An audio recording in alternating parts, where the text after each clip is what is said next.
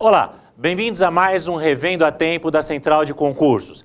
Esse Revendo a Tempo é para o concurso do Banco Central. O nosso primeiro assunto será a administração pública. O que é administração pública? A administração pública é um conjunto. O conjunto de todos os órgãos públicos deste país. Olha só, aqui nós temos os órgãos e entidades federais, que podem ser do Executivo, do Legislativo ou do Judiciário, os órgãos e entidades estaduais, do Executivo, Legislativo e Judiciário, também entidades e órgãos municipais, presta atenção porque esse só do Executivo ou Legislativo, e as entidades e órgãos distritais, do Executivo, Legislativo ou Judiciário. Só que vejam, o Banco Central é um órgão público? O que você me diz aí? Banco Central é órgão público federal? Certo ou errado? Resposta? Errado. Banco Central não é órgão público. O Banco Central é entidade. E qual a diferença entre o órgão e a entidade? Vamos lá, vamos ver. Vejam, eu vou desenhar aqui, nessa nova tela, o nosso amiguinho, esse aqui é o concursildo, está aqui o concursildo. O concursildo tem um órgão que comanda todas as funções do corpo dele, ou pelo menos a maior parte das funções do corpo dele. O cérebro do concursildo. Só que o cérebro é um órgão de comando e não um órgão de execução.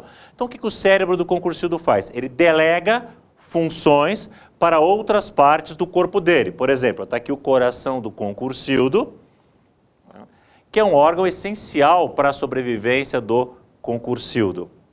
Tem os pulmões do concursildo, também órgãos essenciais para a sobrevivência do concursildo. Agora, nem tudo que o concursildo faz, ele usa os seus próprios órgãos. Algumas atividades ele pode executar diretamente ou pode fazer essas atividades por meio de outros particulares. Por exemplo, olha só, está aqui uma outra pessoa. Quem é essa pessoa aqui? Essa pessoa é, por exemplo, o barbeiro do concursildo. Esse aqui é o barbeiro do concursildo. Olha, eu sei que você está imaginando, poxa, mas o que tem a ver o desenho de uma pessoa com a administração pública? Tudo a ver. Porque vejam, vamos comparar agora você que está aqui, ou o concursildo que está aqui, com o poder executivo. Poder executivo de quem? Poder executivo da União. A União, todos nós sabemos, tem três poderes, o Executivo, o Legislativo e o Judiciário. Vamos pensar no Executivo. Qual é o cérebro do Executivo? A Presidência da República. Esse é o órgão que está no topo da hierarquia do Poder Executivo da União. Vamos trocar o coração, vamos pensar numa função essencial para a sobrevivência da sociedade, a função de Polícia Federal. Uma outra função essencial, agora para a sobrevivência do Estado, as Forças Armadas. Vejam, assim como nós desempenhamos aquelas funções que são essenciais para a nossa sobrevivência por meio de órgãos, a administração também desempenha essas funções que são essenciais para a sua sobrevivência por meio de órgãos. Veja, Presidência da República, Polícia Federal e Forças Armadas. Agora, tem funções que não são essenciais para a sobrevivência da sociedade, mas que são interessantes, como por exemplo, cortar o seu cabelo é interessante. As funções que não são essenciais, mas são interessantes, a administração pode fazer o quê? Pode delegar essas funções para uma outra pessoa. Ela pode fazer isso? Pode, por exemplo, o INSS ou o Banco Central. Então, o que é o INSS ou o Banco Central? É uma outra pessoa. Então, a administração está dividida em órgãos, que são aqueles ali, e as outras pessoas, que são as chamadas entidades. E se você comparar órgãos e entidades, funcionamento da administração com o funcionamento do corpo humano, você vai resolver uma série de questões na sua prova do Banco Central.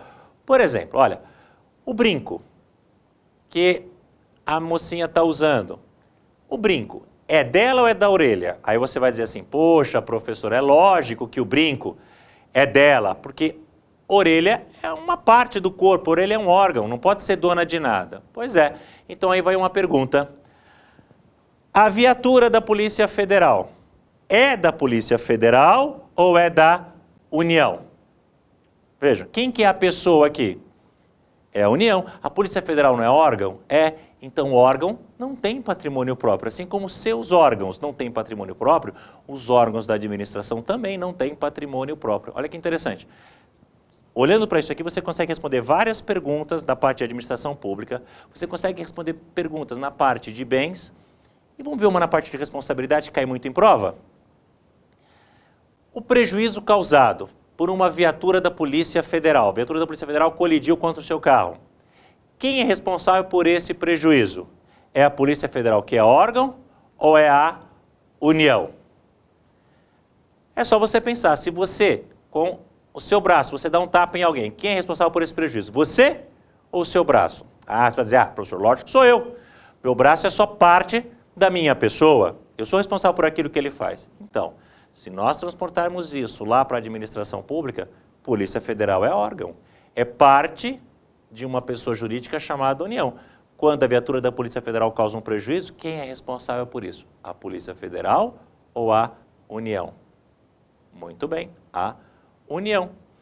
A questão agora das entidades. Quando uma entidade causa um prejuízo para alguém, quem é responsável por isso? A própria entidade. Ela é uma pessoa. Ela está fora dessa estrutura de órgãos públicos. Então, se um servidor do Banco Central causa um prejuízo ao particular, ele, servidor em serviço, o responsável é o Banco Central. E o computador do Banco Central pertence a quem? É propriedade do Banco Central ou é propriedade da União?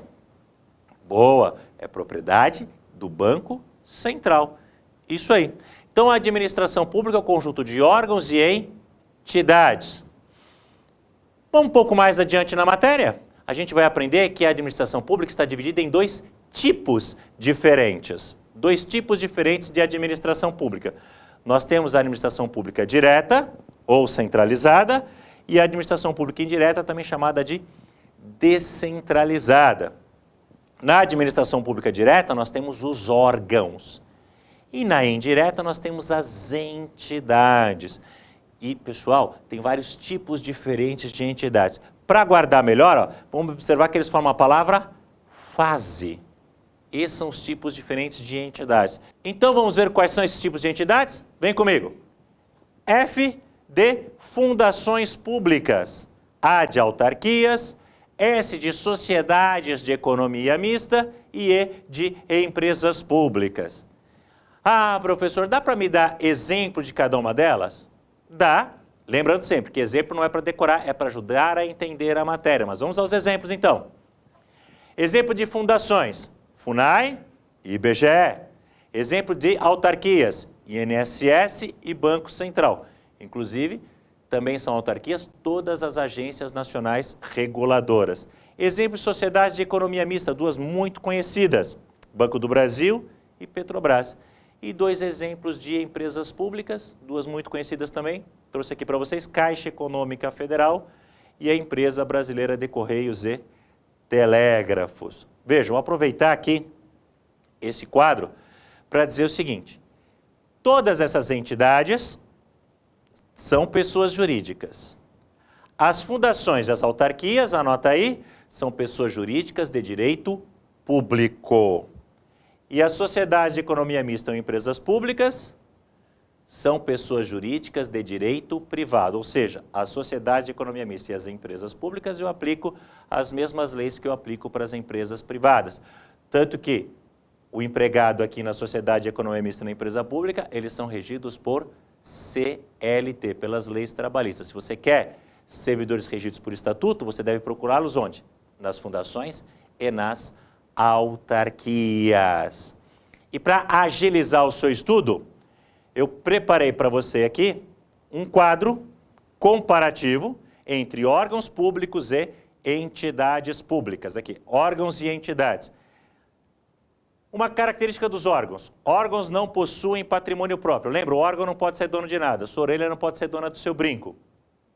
Enquanto que as entidades, elas possuem patrimônio próprio. Então, órgão não tem patrimônio, entidade tem patrimônio. Órgãos não são pessoas jurídicas. O órgão é uma parte da pessoa jurídica, né? Você pode pensar também no órgão como um departamento. O RH da empresa, ele não existe sem empresa, é uma repartição.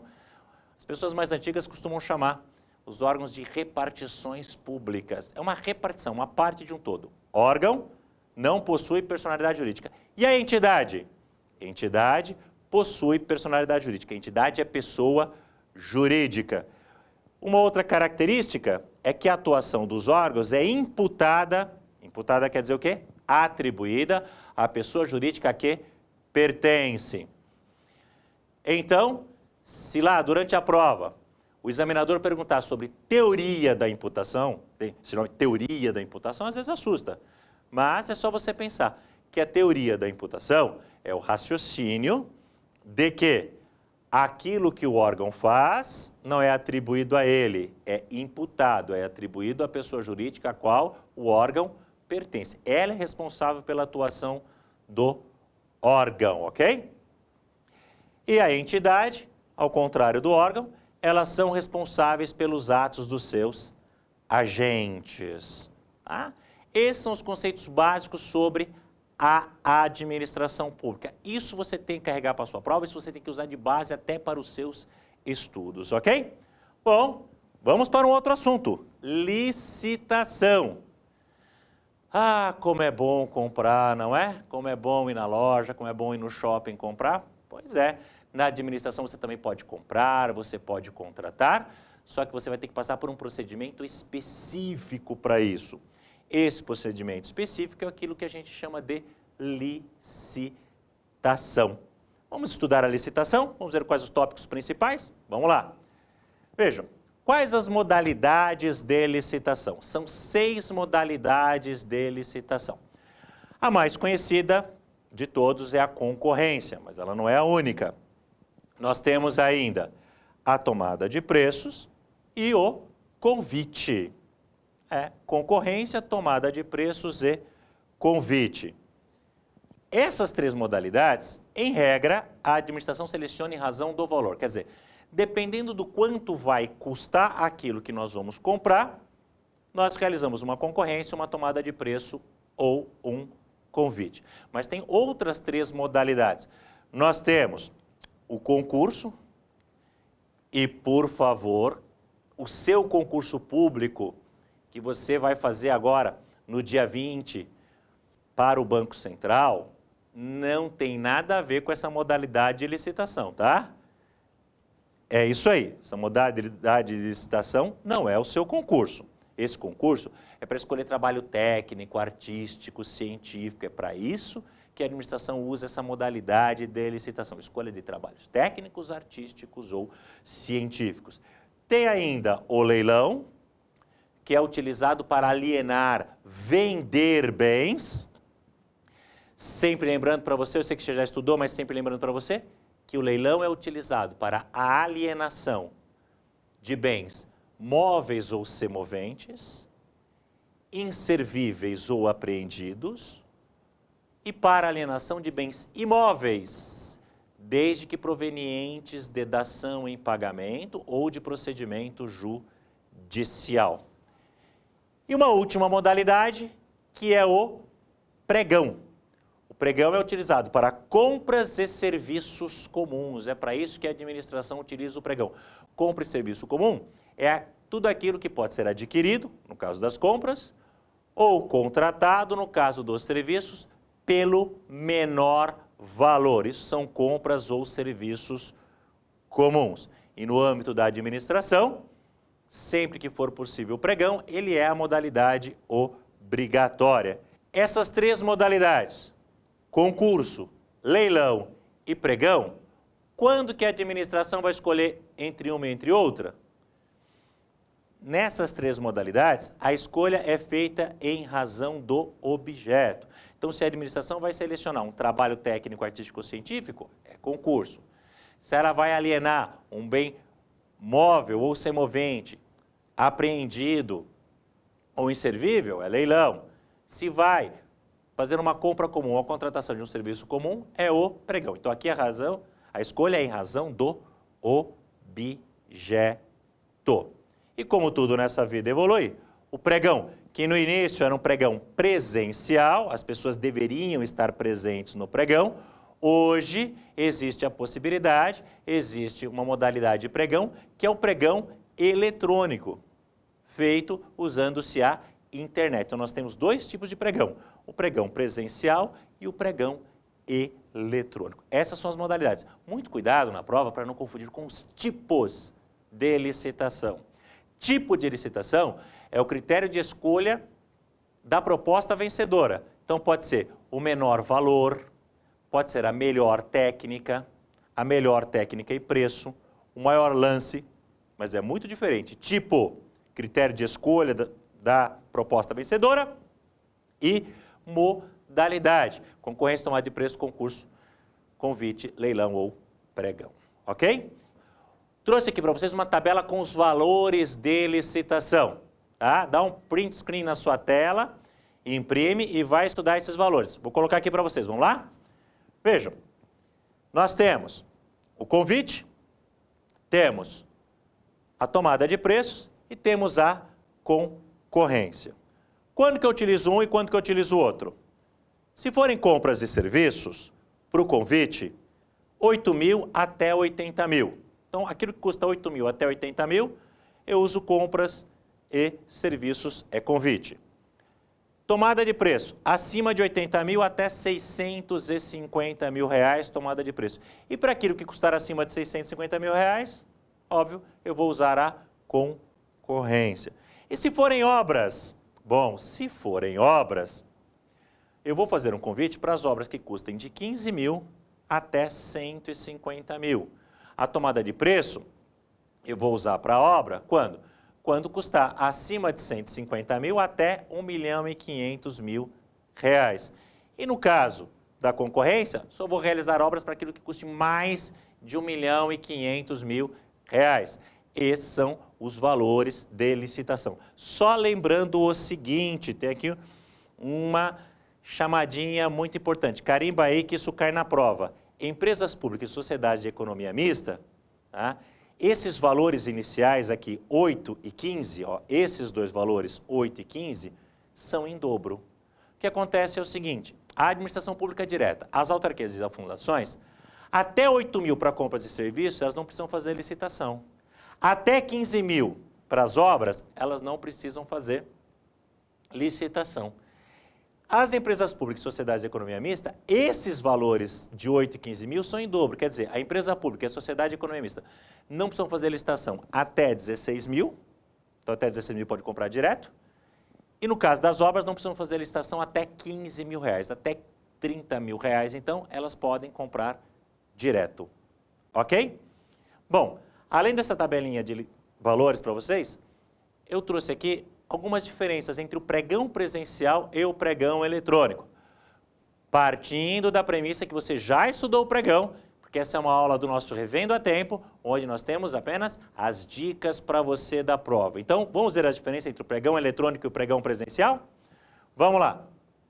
Aqui, então, no nosso quadro, nós temos pregão eletrônico versus pregão presencial. Aqui o pregão presencial, naquela segunda coluna, nós teremos o pregão eletrônico. Uma das características do pregão presencial, como o nome diz, o licitante deve estar presente ou representado por um preposto, um procurador, um representante seu. Já no pregão eletrônico não existe a presença física dos participantes, porque isso é feito por internet. Os participantes estão lá nos seus escritórios, oferecendo os seus lances por internet. Uma outra característica do pregão eletrônico, os lances são em loco. Né? Quando a administração abre os lances são presenciais, verbais. Já no pregão eletrônico, os lances são ofertados eletronicamente, como o próprio nome diz. Uma outra característica do pregão presencial é que o conhecimento dos concorrentes é no ato do pregão. Tá? Isso no pregão presencial. Eu sei quem são os meus concorrentes, eles estão lá fisicamente presentes. Já no pregão eletrônico, os licitantes não identificam os seus concorrentes. Eu não sei quem está concorrendo comigo, porque é tudo feito via internet. A administração pública sabe, mas eu, participante, não sei. No caso do pregão presencial, existe a existência de declaração de habilitação. Né? Você estudou isso. Quando o particular vai participar de um pregão presencial, ele tem que entregar um documento chamado declaração de habilitação. Já no pregão eletrônico não existe essa declaração de habilitação. De novo, dá um print screen na sua tela, decora isso para poder acertar na prova, ok? Continuando a falar de licitação, vamos falar da inexigibilidade de licitação. Porque vejam, a administração, tanto direta quanto indireta, está obrigada a realizar licitação. A questão é, sempre em qualquer caso? Não, existem as exceções. A licitação é regra, tanto para a administração pública direta quanto indireta. Agora, sempre as contratações se darão por licitação? Não, nós temos várias exceções. Uma delas são os casos de inexigibilidade. O que é inexigibilidade? Olha, no artigo 25 da Lei 8.666, que fala dos casos de inexigibilidade, a lei diz o seguinte, que a licitação é inexigível quando houver a inviabilidade de competitividade. Os casos de inexigibilidade são aqueles em que não existe a possibilidade de uma competitividade. Por exemplo, quando não existe a possibilidade de uma competição, quando nós vamos contratar um artista consagrado, pela crítica ou pelo público. Então imagina que uma prefeitura vai fazer uma licitação para contratar um dos grandes ícones da música popular brasileira. Vamos lá, imaginar que ela vai contratar o Falcão. Pois bem, se a prefeitura vai contratar o Falcão, imagina um edital que diga assim, o Falcão que cobrar mais barato será contratado. Não vai dar certo, né? Como assim o Falcão cobrar mais barato? Ele é único, ímpar. Só tem ele. Então é um caso de inexigibilidade. Estamos diante de um artista consagrado pelo público ou pela crítica. E a contratação é direta. Não há a licitação. Quando mais que é inexigível, por exemplo, em caso de notória especialização. O que é notória especialização? É aquele indivíduo que o serviço que ele presta é tão bom, que não dá para competir com ele, né? Se costuma dizer que, nesse caso, nós estamos diante de uma singularidade do serviço. O serviço dele é singular, é único, então ele deve ser contratado diretamente. Olha, pessoal, importante esclarecer o seguinte. A notória especialização é critério discricionário. Então, na prova, o examinador vai deixar bem claro, olha, está contratando por notória especialização. Ele vai deixar muito claro isso. Se ele não disser, então não pode ser notória especialização. Ele vai ter que deixar claro que a contratação é inexigibilidade por notória especialização, ok?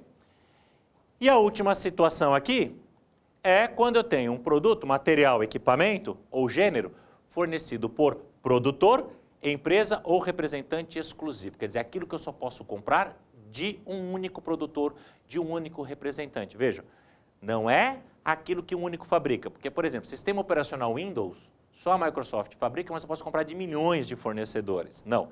É aquilo que, eventualmente, eu tenho que comprar do único produtor, do único fabricante ou do único representante. Veja que, nesses três casos, a competição é inviável. Por isso, nós dizemos que são casos de inexigibilidade. Importante lembrar que a lei, no artigo 25, ela só exemplifica. Ela diz que a licitação é inexigível quando não houver a possibilidade de competição. E principalmente nesses casos. Quer dizer, podem existir outros, podem, mas isso é coisa do dia a dia. Para a prova, nós temos que saber esses três e que não é uma lista taxativa, ok? E muito cuidado na sua prova para não confundir inexigibilidade com algo parecido, que é a dispensa. Importante não confundir inexigibilidade com dispensa. Porque qual é a diferença? Na inexigibilidade, a licitação é inviável.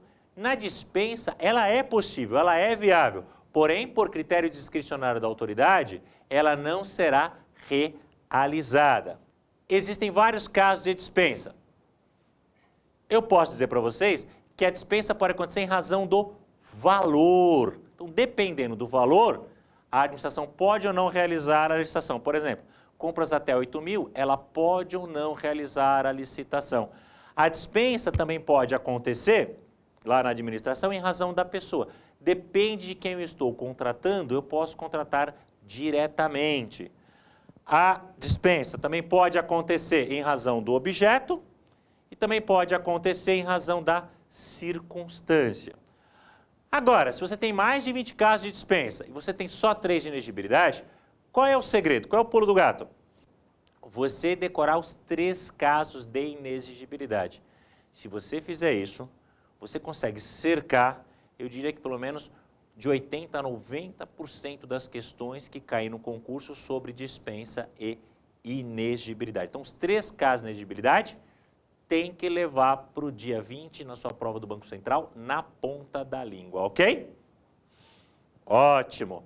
Vamos continuar, só que agora falando da responsabilidade do Estado. Essa responsabilidade do Estado, ela independe de dolo ou culpa do agente. Como assim, professor? Independe de dolo ou culpa do agente? Vejam, imagina que o servidor está dirigindo uma viatura e você está com o seu carro parado no semáforo. A viatura do servidor bateu no seu carro. Seu carro estava parado, a viatura do servidor bateu no seu carro. Para efeitos de indenização, para você particular, importa se o servidor quis bater no seu carro? Importa se ele foi negligente? Não. Então não vamos pensar numa primeira situação. O servidor é seu inimigo. Ele está na viatura, ele viu que você está parado no semáforo, ele joga a viatura em cima do seu carro. O Estado é responsável por esse prejuízo? É. Segunda situação. O servidor vem dirigindo a viatura distraído, não viu o semáforo fechar, não viu que você parou no semáforo e colidiu atrás do seu veículo. Ele agiu com culpa. O Estado é responsável por esse prejuízo? É. Terceira situação. O servidor vem dirigindo a viatura.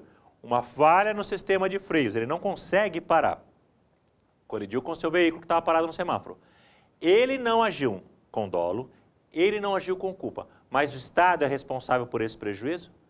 É, porque a responsabilidade do Estado independe de dolo ou culpa do agente. E onde está isso? No parágrafo 6º, artigo 37 da Constituição, tá? Que diz o seguinte, lá, que as pessoas jurídicas de direito público e as de direito privado, prestadoras de serviços públicos, responderão pelos danos que seus agentes, nessa qualidade, causarem a terceiros, assegurado o direito de regresso contra o responsável, nos casos de dolo ou culpa. O que é importante frisar aqui para você? Ó, prestadoras de serviços públicos. A gente colocou aqui responsabilidade do Estado, mas poderia ser uma concessionária de serviço público, poderia. A gente está aqui falando da administração direta, indireta e até dos concessionários de serviço público, porque são prestadores de serviços públicos. Então, os prestadores de serviços públicos, tá, responderão pelos prejuízos de seus agentes a causarem a terceiros assegurado o direito de regresso. O que é o direito de regresso? É o direito que o prestador de serviço que indenizou tem de cobrar do seu agente, do seu responsável, o prejuízo que o seu agente causou, nos casos de dolo ou culpa. Então, o servidor pode ser responsável pelo prejuízo que ele causou?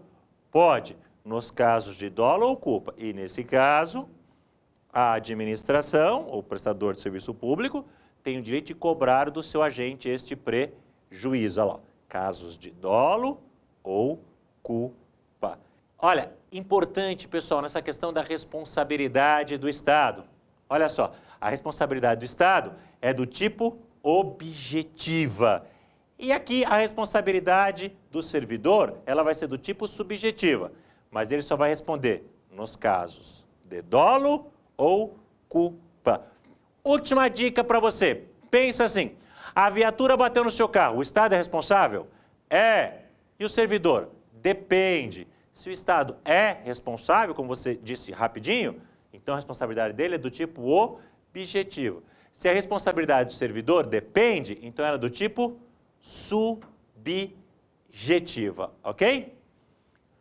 Olha só, esse foi o nosso Revendo a Tempo de Direito Administrativo. Sempre lembrando que a nossa proposta com esse Revendo a Tempo é relembrar os tópicos principais da sua prova.